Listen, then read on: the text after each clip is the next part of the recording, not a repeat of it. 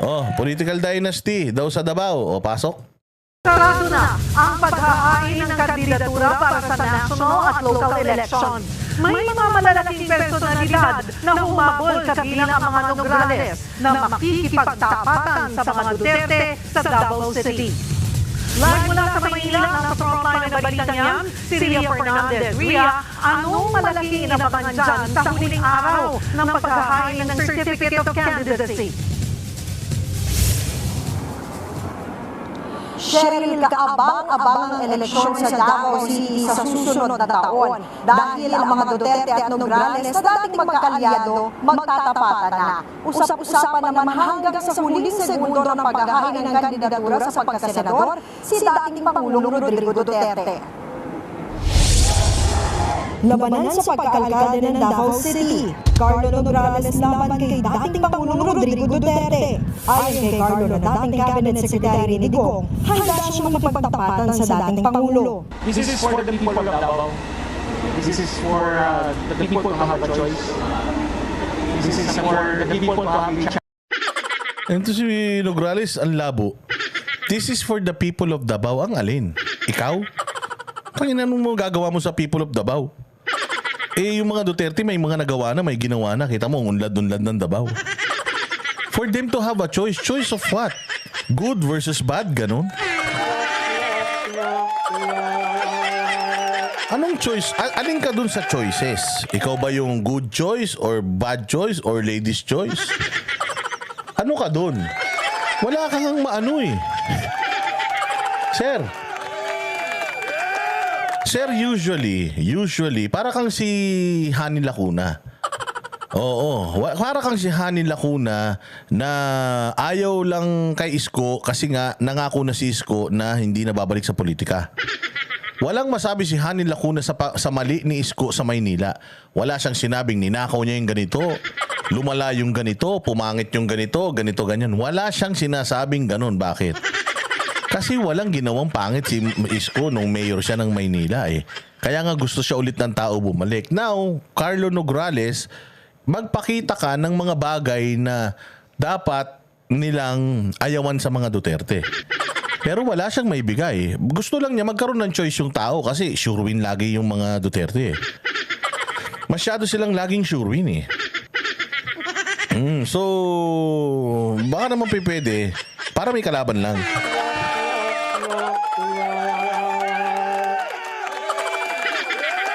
Ito yun, Nograles, wala ka pa nagawa sa buhay mo. Tapos puta, gusto mo agawin yung Davao sa mga Duterte. Puta, ragis yan. Ang kalaban mo si PRRD. Namatay na lang yung tatay mo, hindi pa nanalo kay PRRD yan. Tatay mo nga, wala nagawa. Speaker of the House eh. Ikaw pa kayang buwisit ka.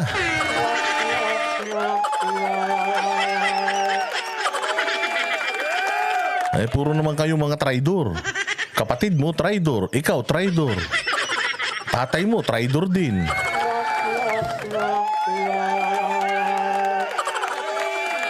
So, anong choice ang ibinibigay? Anong meron ka na may i-offer na wala sa mga Duterte bukod sa betlog mo?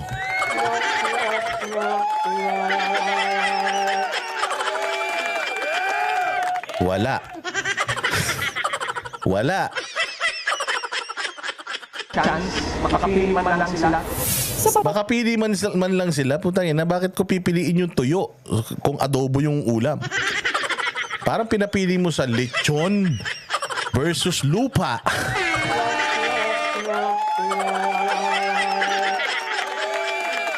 So, kaya ako tumatakbo para lang may pagpipilian sila. Ibig sabihin, Nograles, wala kang gagawin sa gobyerno. Wala kang gagawin sa Davao. O para lang, baka sawa na sila sa Duterte. Ako naman. Wala kang plataforma, ganun. Basta lang gusto mo lang may pagpipilian sila. Tangina, natulugan lang sana.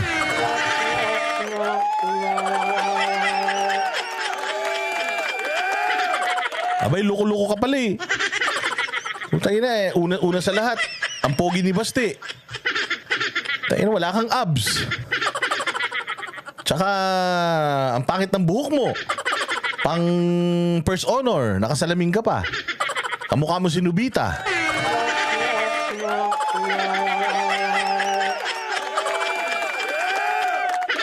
Putangin na, itsura pa lang, hindi ka napipiliin ni Carlo. Pangalan mo pa, Carlo.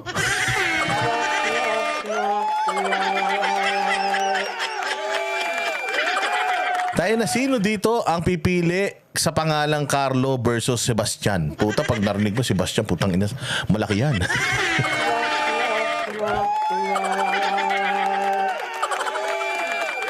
Di ba? Oh, ikaw, sino sa inyo? Oh, putang ina, Carlo. Hoy, crush mo daw si Carlo. Si Carlo, tang ina nun. Review ng review, parang tanga, wala may exam. Aral lang aral, summer. Pag mo, oy, tinatawag ka na ni Sebastian. Oy, putang ina, si Sebastian, malupit yan. Oh, Sebastian, malupit yan. Putang ina yan, sigurado masarap yan.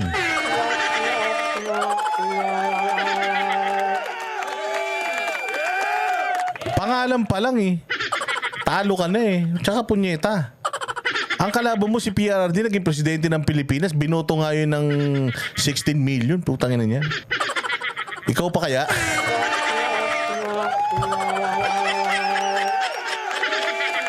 Loko-loko ka, pinakamarami mo yung siguro botong nakuha nung nanalo kang congressman.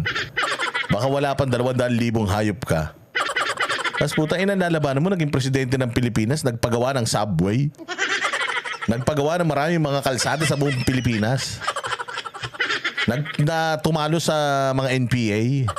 Puta, sinalba ka nung COVID. Siguro kung si Marcos ang presidente ng COVID, baka patay ka na.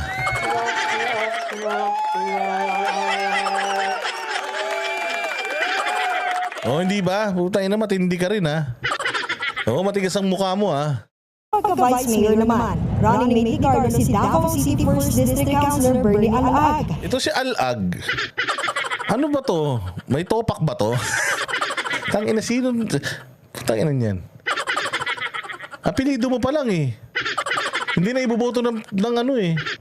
Ng tao eh. Ang gulo-gulo, Alag. Parang bulol. Sino ba to? Magaling ba to? Oy, Sulay Woman, sumagot ka nga. Oh, Sulay Woman, magaling ba to? Kasi kung magaling to, ano ba to? May topak ba to? Ang kalaban niya si Baste? Tayo na siguro kukuha lang to ng campaign funds.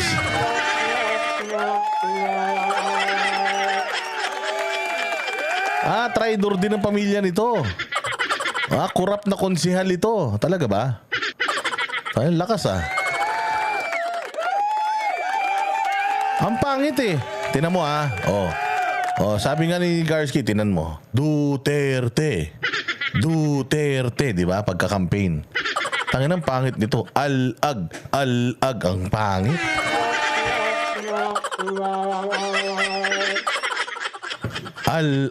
Alag. Putang ina niya, mabubulol kayo dyan. Sagwa.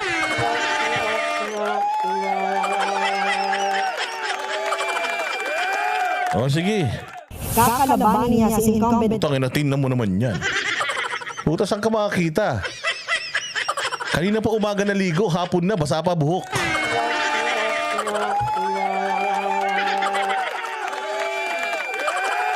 Dahil na saan ka makakita ng kandidato na parang Lego. Yung buhok parang Lego, putya, hindi gumagalaw. Nakadikit sa anit yan. Tay, buhok pa lang, ulam na. Lalo na pag nakita mo yung braso, o kita mo naman yung braso. Tay na parang ididikit ka sa kisame.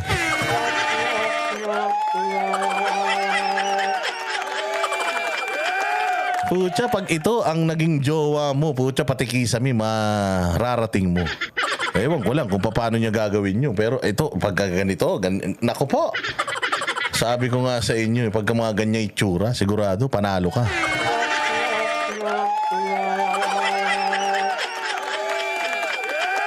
Pag ito ang naging jowa mo, pucha, hindi mo alam kung saan kakakapit.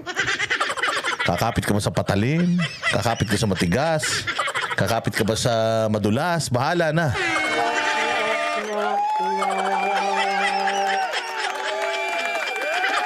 Iniisip nyo na naman. Pucha, talagang pag nakikita nyo talaga si Basti, kayo mga babae, mga manyakol talaga kayo eh. Puro babae na naman yung nagko-comment oh.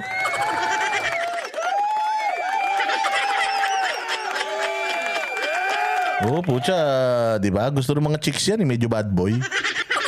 Oh, sige. Ayun na, oh. Sige, ang mga laway nyo.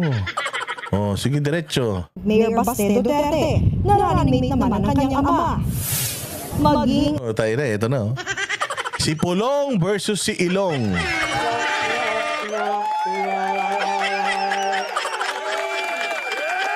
Ay na, papaano ka boboto sa isang tao na putay na hindi sa sarili niyang muka, wala siyang tiwala, ilong peke. Pucha, ibig sabihin pati ugali niyan peke. Kailangan proud ka kung ano itsura mo. Ako nga, inaalok ako ni ni Vicky Bello na paputiin ako eh. Sabi ko ayoko. Pinanganak na akong ganito. Tsaka pag pumuti ako, hindi na nila ako maaasar. Oh, kaya ayan, sabi ko hindi na. Hindi na ako papuputi kasi gusto ko maging totoo ako sa sarili ko. Egoy ako talaga.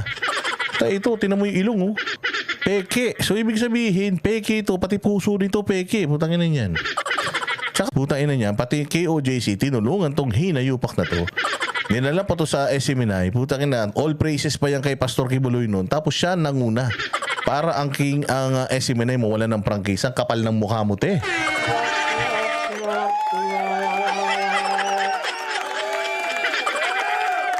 ang kapatid ni Carlo na si Congresswoman Migs Nograles tatapatan si re-electionist Congressman Paulo Duterte. Ay, nakita mo naman si Paulo. Kaya na parang aanak ang kan-16.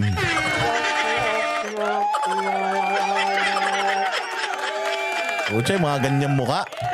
Ay, mga ganyang muka. Pucha, taon-taon buntis ka dyan. Oo. Para sa pagiging first district representative ng Davao City. Handa na ba riyan si Migs? Personally, ako handa na po ako dito after one term as PBA Party List Representative. Nag-ikot-ikot naman ako. Nakita nyo naman and I'm ready to take on this new role. Samantala, ilang Kapal na mukha mo. Tayo na parang mananalo ka ha. Ready to take on this new role? Ulul.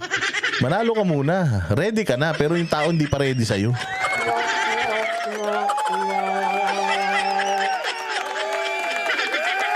oras matapos maghain ng Certificate of Candidacy ang mga Nograles, umugong ang bali-balitang babawiin daw ni dating Pangulong Duterte ang kanyang kandidatura sa pagka-mayor para tumakbong senador. Sabi ni dating Labor Secretary Silvestre Bello III, narinig niya rin ang balitang yan. Marami ng balita na nakakarating sa akin na nag-withdraw siya.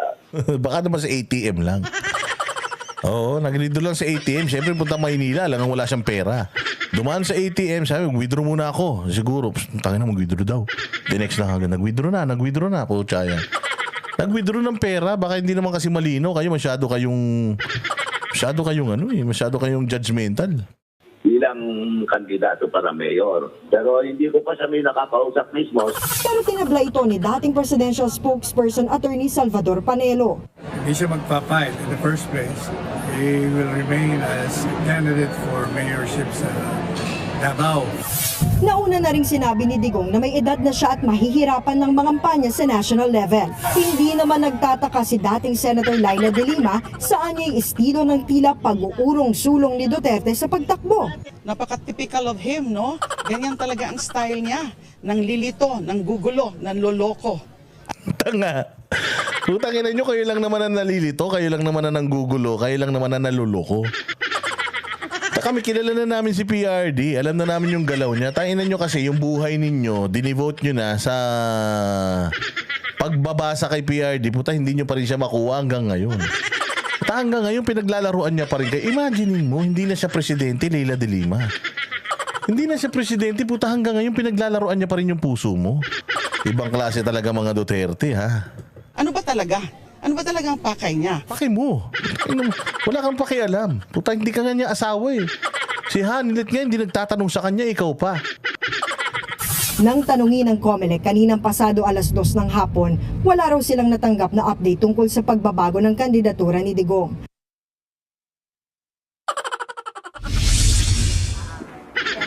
Ayun na nga. So, ang mga Duterte at ang mga Nograles ay magtatapat na. Kaya lang wala silang pantapat kay Wala silang pantapat kay Baste. Si Al-Ag yung pantapat nila .